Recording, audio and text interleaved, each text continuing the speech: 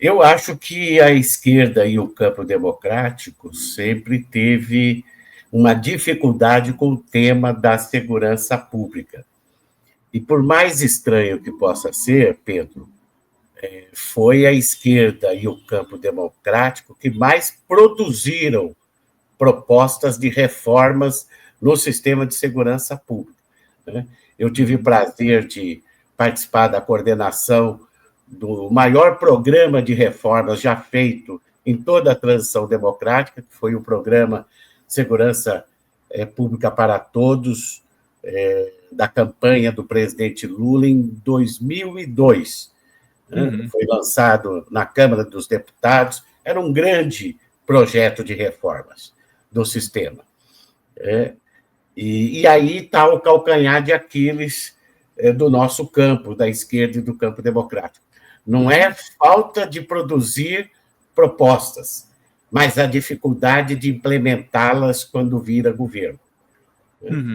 Esse programa, que foi, para mim, o maior programa já feito em toda a transição democrática, em toda a República, sobre segurança pública, das mais de 40 propostas, eu diria que uma saiu do papel, que foi a criação de presídios federais.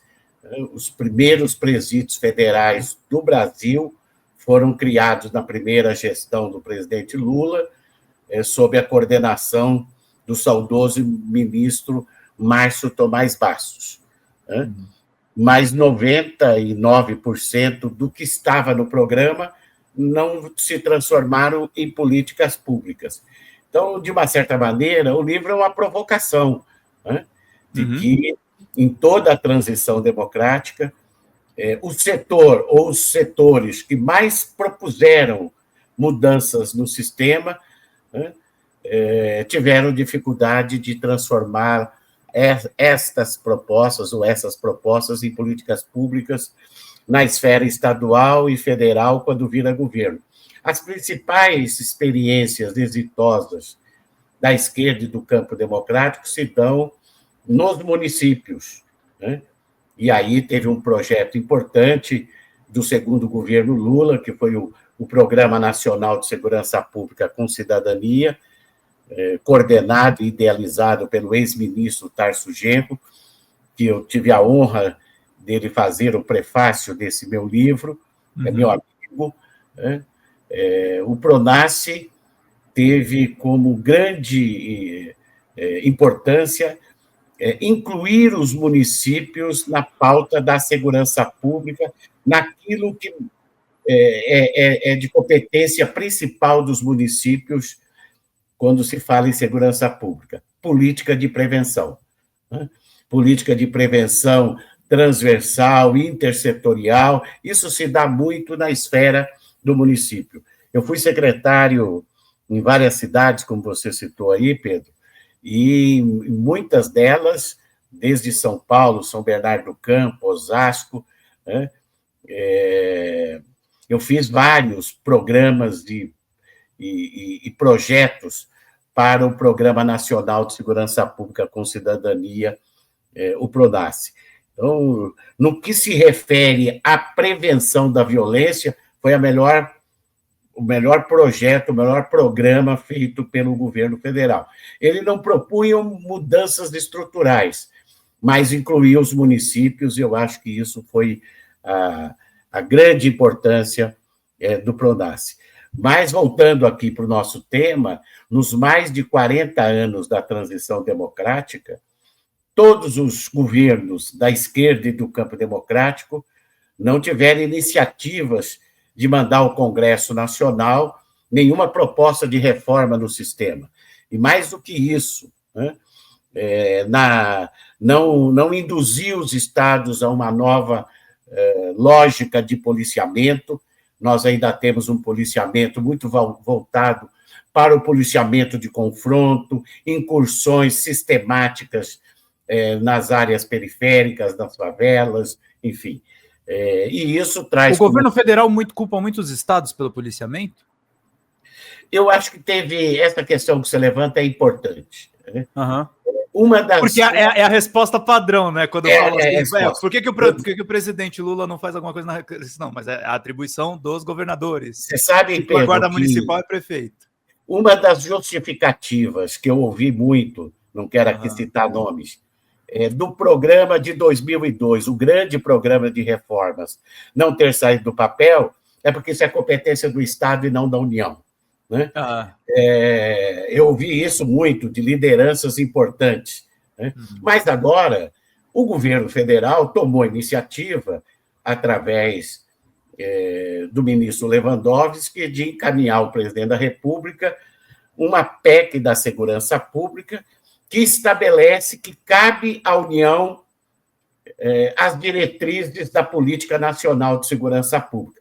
Ora, se tem uma PEC de iniciativa do governo federal que cabe a ele as diretrizes da Política Nacional de Segurança Pública, não dá mais para ter esse discurso de que não cabe ao governo federal a questão da segurança, até porque é equivocado essa narrativa. Porque se há uma crise de segurança em qualquer estado, repercute no governo federal. Claro. Né? O São Paulo é um dos estados onde há mais furto e roubo de celulares no país. Né? Eu acompanhei aí nas últimas semanas, cobrando do presidente da República, né, uma resposta do governo federal sobre furto e roubo de celulares. Né? Então, não adianta dizer que esse não é um tema do governo federal.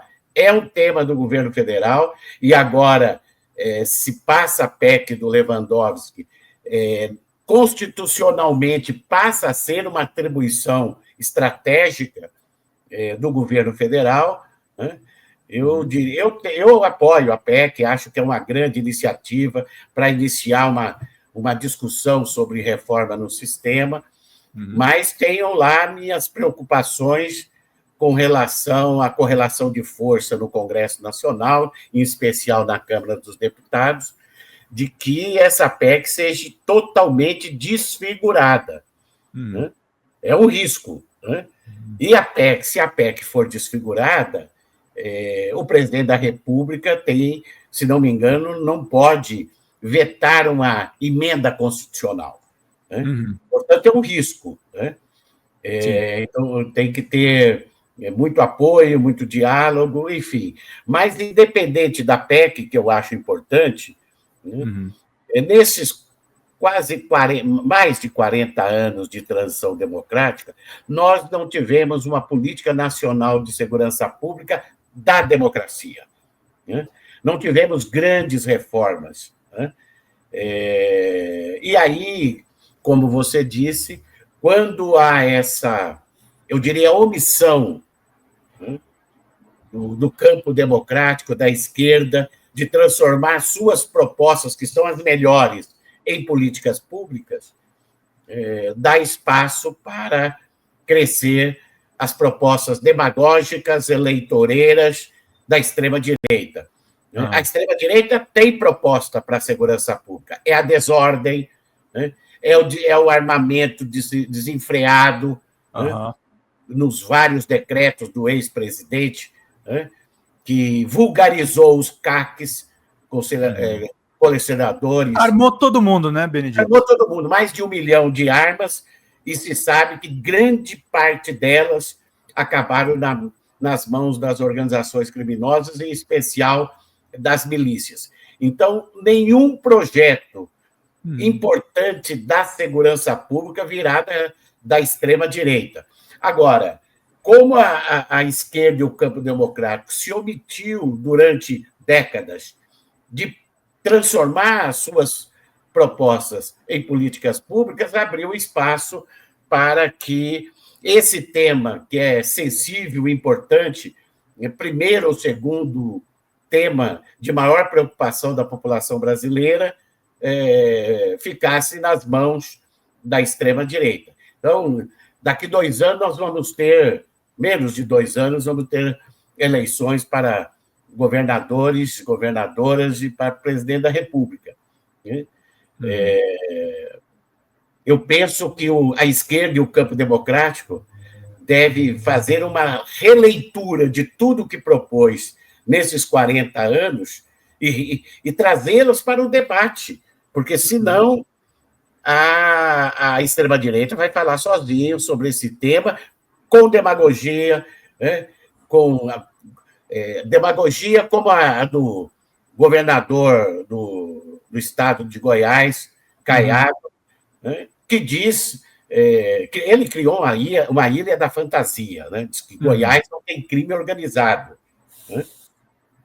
Segundo o Ministério Público Federal, o Ministério Público Estadual, um dos crimes graves, que é tráfico de pessoas, Goiás está em primeiro ou segundo lugar nesse tipo de crime.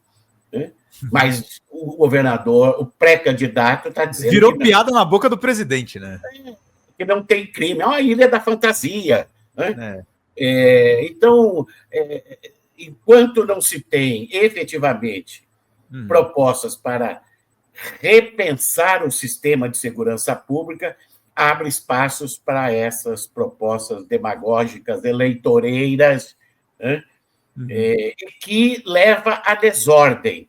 Fala, pessoal da Folha Democrata, aqui é Pedro Zambarda, editor do canal, falar um pouquinho a respeito da necessidade de vocês financiarem a Folha Democrata, gente. A Folha Democrata é financiada através de um Pix chamado Folha Democrata, é o endereço do Pix, né? folhademocrata@gmail.com. Nós precisamos do nosso jornalismo financiado por vocês que são do nosso público, porque nós passamos vários perrengues aqui com o YouTube, vocês sabem muito bem. E mesmo assim, graças a essa comunidade muito unida, a gente conseguiu fazer lives históricas, acompanhar praticamente ao vivo a campanha do Guilherme Boulos, trazer informações exclusivas a respeito de Gustavo Gayer, de Olavo de Carvalho, de todos os bolsonaristas, combater as fake news e tudo o que a gente acompanha.